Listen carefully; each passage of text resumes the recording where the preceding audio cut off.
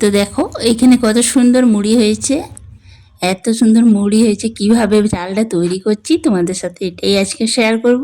বাড়িতে কিভাবে আমি মুড়ির চালটা রেডি করি আর মেশিনে ভাজাই। আগে বাড়িতে ভাজাতো, এখন মেশিনে ভাজাই। তো নমস্কার সবাইকে, কেমন আছো সবাই? আশা করি সবাই ভালো আছো। পাবি আঁকি নতুন ব্লগ ভিডিওতে স্বাগত।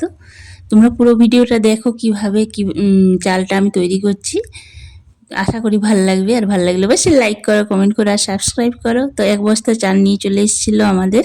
কিছুটা চাল ধুয়েছি আর কিছুটা চাল বাকি আছে ধোয়ার জন্য। তো চালগুলো দেখো, এই যে যে মা মা পদ্ম যে চালটা, সেই চালটাই এক বস্তা নিয়ে এসেছিলো। সেটাই আমি মাপ করে করে ধুয়ে ধুয়ে কমিয়েছি। তো আজকে তোমাদের সাথে শেয়ার করছি যে কিভাবে কি করি, চালটা রেডি করি, সেটাই তোমাদের সাথে দেখাবো। তো একটা সের নিয়েছি, সেই সের মেপে আমি চালটা নেব। সেরটা হচ্ছে 1 কেজি, মানে ওইটা এক সের নিলে 1 কেজি। তো ওই মেপে আমি চালটা নেব। তো এইভাবে আমি 10 সের করে, মানে 10 কেজি করে ধুবো। তো মাপ করে প্রথমে নিয়ে নিলাম, তাহলে নুনের পরিমাণটা ঠিকঠাক করতে পারবো, নইলে ঠিকঠাক হয় না। তো ভালো করে চটকে আমি ধুয়ে নেব। এই দেখো প্রচুর নোংরা থাকে চালের মধ্যে, তার জন্য আমি ভালো করে ধুয়ে নিচ্ছি। তো দেখো যত ধুবে যতক্ষণ না পরিষ্কার জল বের হবে ততক্ষণ ধুতে হবে। তো আমি অমনি করে 4-5 বার করে ধুয়েছি, তবে যাই পরিষ্কার হয়েছে। তো বাড়িতে ধুয়ে এভাবে পরিষ্কার করে চাল ধুয়ে মুড়ি ভাজিয়ে খেতে কিন্তু খুব ভাল লাগে। তো দেখো প্রচুর, প্রথমটাই খুব ময়লা থাকে। তো দেখো প্রথমে ময়লা জলটা আমি বারবার করে ফেলে দেব। তো তারপরে আবার ধোবো। এই দেখো আমি 4-5 বার ফেলার পরে এই জলটা পরিষ্কার হয়েছে। এইবার আমি এটা ফেলে এবারে রেখে দেব। তো তোমাদেরকে দেখাচ্ছি একবার। এই দেখো চালগুলো ধোয়া হয়ে গেছে আমার।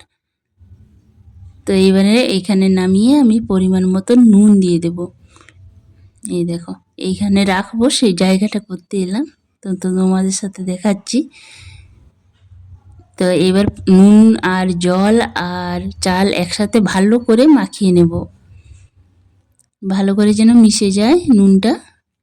আর আজকে ধুলাম, কালকে এটা মেলবো। আজকে মেলবো না, আজকে আবার 2-3 বার সারাদিনে ভালো করে নেড়ে চেড়ে রেখে দেবো, নইলে কিন্তু শক্ত হয়ে যাবে। 2-3 বার নাড়তেই হবে সারাদিনে, 2 ঘন্টা 3 ঘন্টা পর, নইলে কিন্তু চালটা একদম শক্ত ঢেলা ঢেলা হয়ে যায়, মানে শক্ত একসাথে জয়েন্ট হয়ে যায়।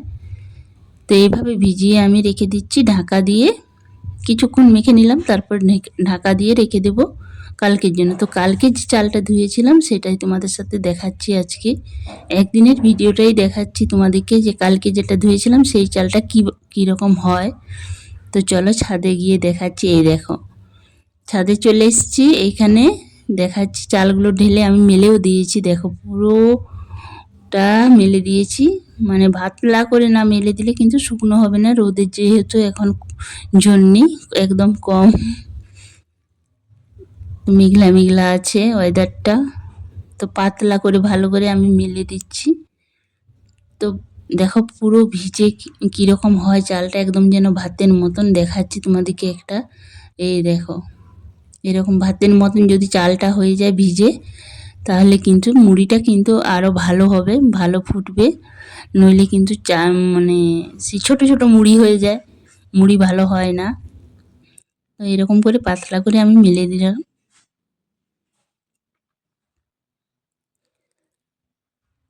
তো দেখছো রোদ ওঠেইনি এখনও, 8:30 মতন বাজছে, তাও এখনও রোদ ওঠেনি। তো পাতলা করে মেলে দিয়েছি। আর তারপরে আরও কিছুগুলো চাল আছে আগের দিনের ধোয়া, সেগুলোও রাখছি। ওগুলো একটু শুকনো হয়েছে, তোমাদের সাথে দেখাচ্ছি সেটা। ওটাও একটা জায়গায় আমি ঢেলে দিচ্ছি, মানে মেলে দিচ্ছি। রোদ একবারে শুকনো খটখটে চালটা না হলে কিন্তু মুড়িটা ভাজা হয় না, মানে মুড়ি ভালো হবে না, মুড়িরও নিয়ম আছে। এই যে আমি চালটা ঢেলে ভালো করে আবার এটাকেও মেলে রেখে দিলাম, এটাও শুকনো করার জন্য। শুকনো করে ভালো করে না রাখলে কিন্তু চালটা আবার শেষে হয়ে যায়, ভিজে ভিজে থাকলে কালো কালো হয়ে যাবে।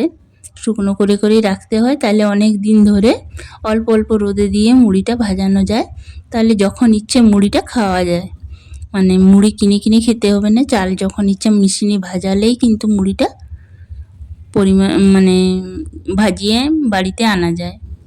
এই দেখো পরের দিনের চালটা এইভাবে শুকনো হয়েছে, এই চালটার থেকেও কিন্তু মুড়িটা হবে না। আবার তৃতীয় দিনে এই চালটা ধুয়েছিলাম, মানে শুকনো, এইটা মোটামুটি অনেকটাই হয়ে গেছে, কিন্তু এই চালটার থেকেও মুড়ি হবে না। যে চালটার থেকে মুড়ি হবে সেটা আমি নিচে নিয়ে গেছি, আজকে মুড়িটা ভাজাবে, তো সেটাও তোমাদের সাথে শেয়ার করছি, দেখাবো। তো এইটা মোটামুটি অনেকটাই শুকনো হয়ে গেছে, এটা আর একদিন রোদে দিলে এটার থেকে মুড়ি কিন্তু তৈরি হবে।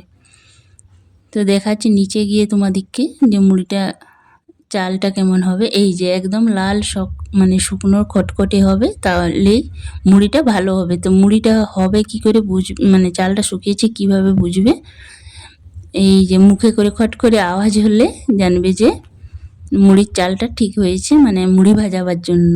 তো আমার ছেলে এই যে মুড়ি ভাজাতে যাবে, তাই ব্যাগে আমি চালটা ঢালা করাচ্ছি আমার ছেলেকে দিয়ে, বড় ছেলেকে দিয়ে। তো আমি ধরে দিয়েছি ব্যাগটা, ও মুড়ি ভাজাতে যাবে। তো ও মুড়ি ভাজার মেশিনের কাছে চলে এসছে, এই দেখো হল রুমটা।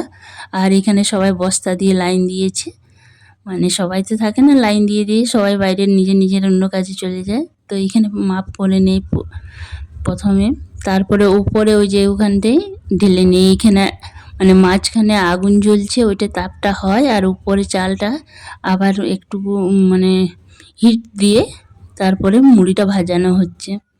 এই যে অনেকটা ফাঁকা জায়গা এইখানটায়, তো ওই যে উপরে উপরে চালটা ঢেলে দিয়ে আসছে, আর নিচে যে মানে যার যার চালটা ঢালা হচ্ছে তারা মুড়িগুলো নিয়ে নিচ্ছে নিচ থেকে ঝুড়িতে।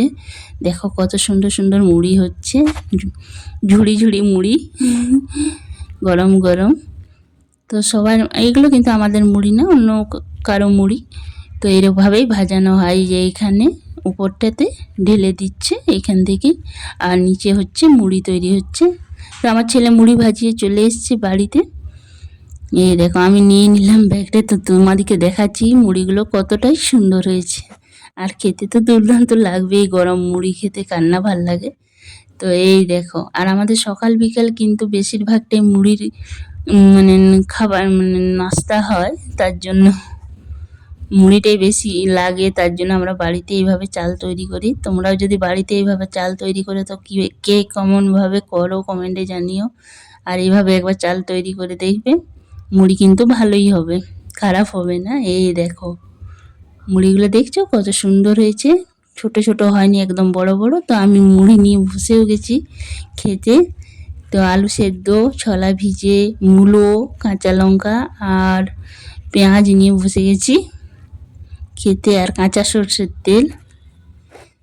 তো খুবই খিদে পেয়েছে, অনেকটাই বেলা হয়ে গেছে। তো ভিডিওটা আর বড় করছি না, সবাই ভালো থেকো, সুস্থ থেকো, আমার ভিডিও দেখতে থাকো। দেখা হবে আবার নতুন ভিডিওতে। তো আমার ভিডিওটা দেখো, আর লাইক করো, কমেন্ট করো, সাবস্ক্রাইব